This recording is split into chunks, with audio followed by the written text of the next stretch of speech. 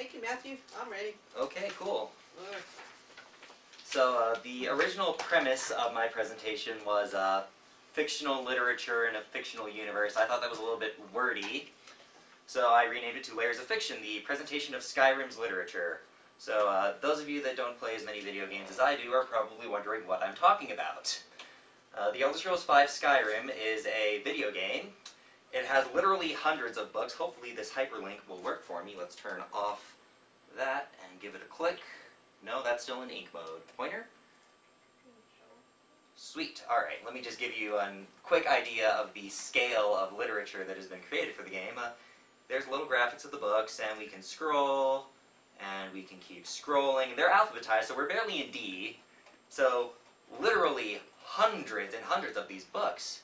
And, playing the game, I wondered, why are there hundreds and hundreds of these books? Well, one other aspect of the game is that it's very critically acclaimed for being an immersive title. And this is a word that's often thrown around in video gaming lingo to describe any game that the player can get particularly absorbed in. And as a technical communicator, I wondered, do these hundreds of books have anything to do with the game's immersive factor? And if not, what do they contribute? So, why? Well, for one thing, like I just said, it's interesting to me. For another, it's easy in the sense that the resources are freely available. I have a readability index generator on Microsoft Word. I can put this together without inducing a massive degree of stress on myself. And lastly, it's relevant to TC students, whether they're writing fiction or not. Someone had to edit these hundreds and hundreds of pieces of information. So there's a little TC netting plug. Also, money and fame. Skyrim has to date sold over 13 million copies at between $20 to $60 a copy. That's a lot of money you're looking at, and if you're working as an editor for Bethesda Studios, you might get a pretty fair cut of that money after sales. So, how did I go about researching this? I did a comparative analysis with a number of real-world documents and fictitious in-game documents. I checked them for style, and I also checked them for readability. So to get an idea of how I went about this, I'm going to go through one of the document comparisons that I made, and then just give you a brief data overview of what I got from the rest of the comparisons I made. So first, there's Enchanter's Primer, one of the texts in Skyrim that was made for novice enchanters at the Mages College of Winterhold.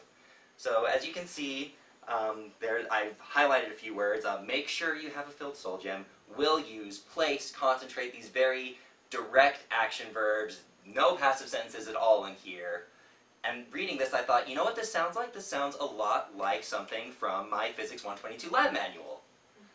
It's intended for students. It's very direct and to the point, so I took a chunk out of my physics lab manual and analyzed it, and I noticed it's a little bit more complex. There's, lots of these participle phrases, a lot of these other, in its simplest form. There's some metaphorical language, some very different tropes. So, doing this by the numbers, Enchanter's Primer has a 7.2 readability index, whereas my physics lab manual had a 14.6 readability index, and more than twice the number of passive sentences.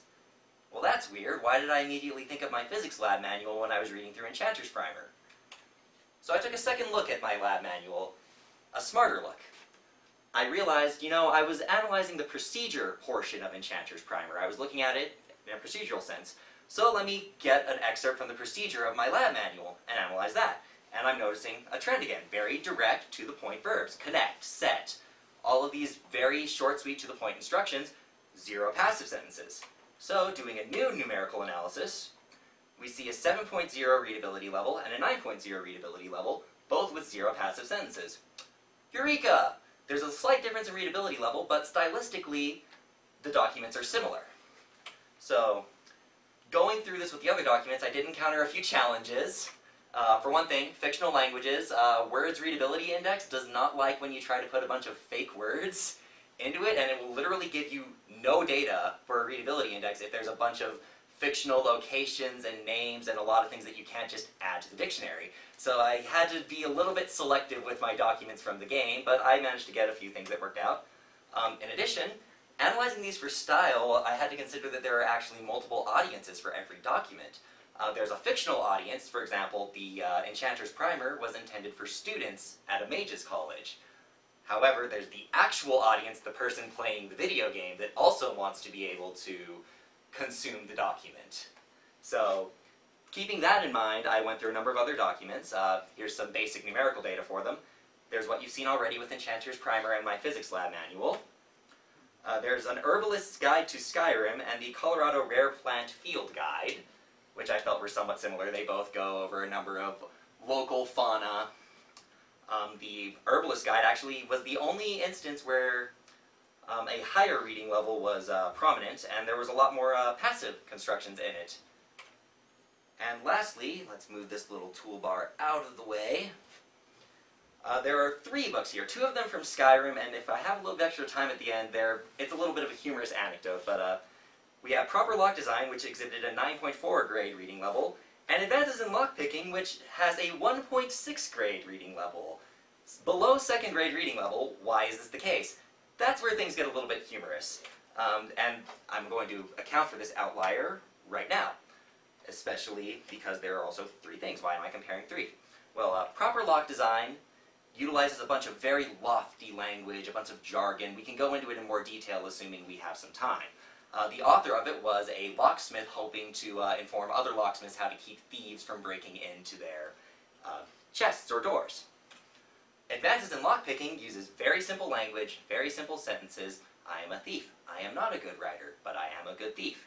Things like that. And it's a thief responding to the document written by this locksmith, and pretty much deconstructing it and presenting it in a very simple tone for other thieves to break into chests.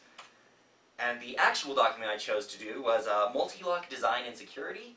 It was written by the administrator and founder of LockWiki, so it's a very common resource for lock pickers and lock enthusiasts. And the stylistic analysis, at least numerically, showed it's kind of a happy medium. There's one document that's very lofty and filled with jargon, and it's going on this great crusade against thieves. There's another one that's very simple and elegant and hoping to actually present information. This document, in the real world, was a happy medium between the 2. So, my cumulative observations of the entire document analysis, all the technical documents in Skyrim do not have a definitive standard for style.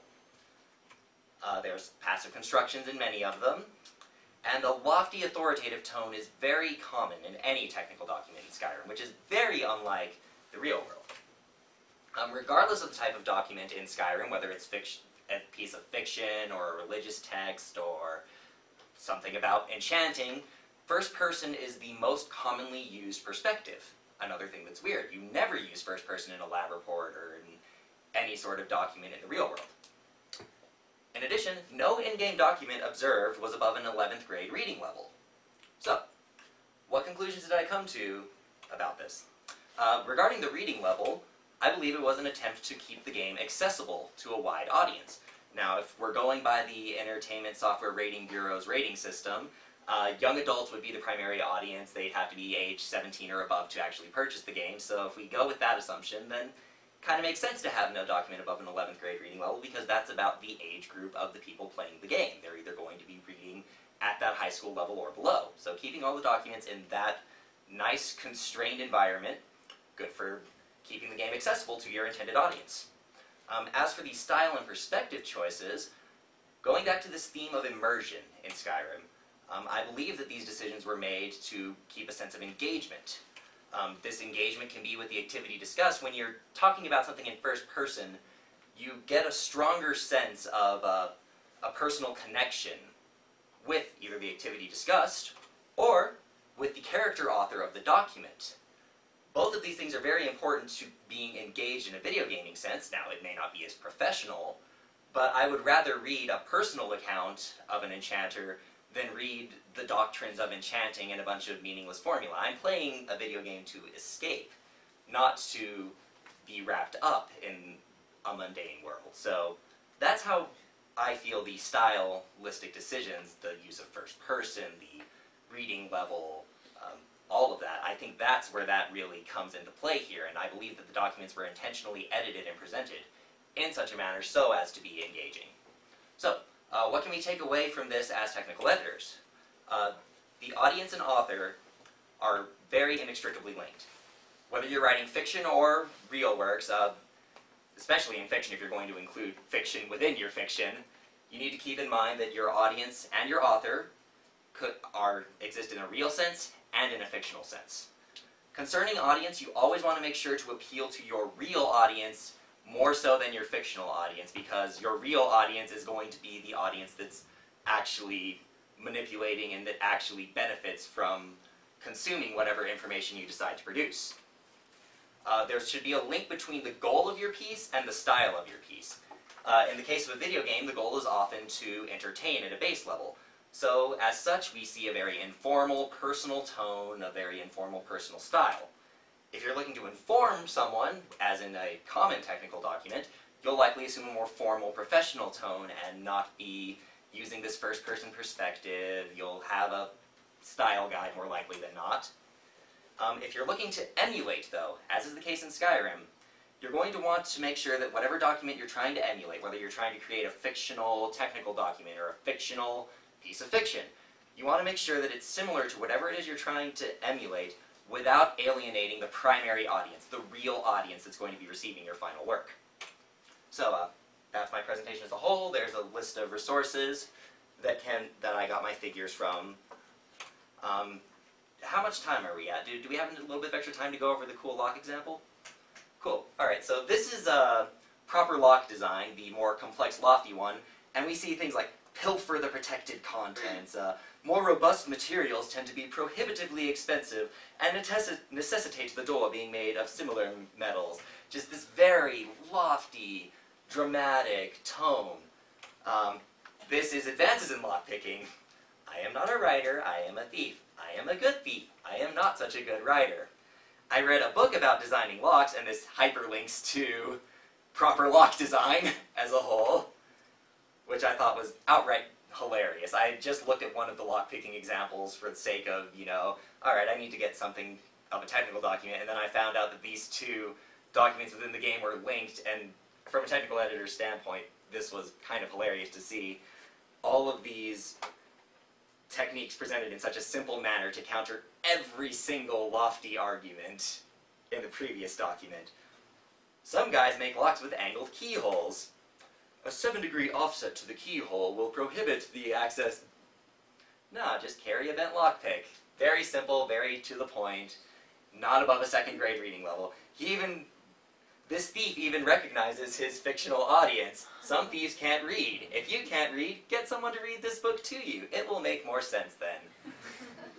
I just thought that was a very funny little aside, and I figured you guys would get a kick out of that if we had the time to go over it. So now that that's all done, does anyone have any questions about this project?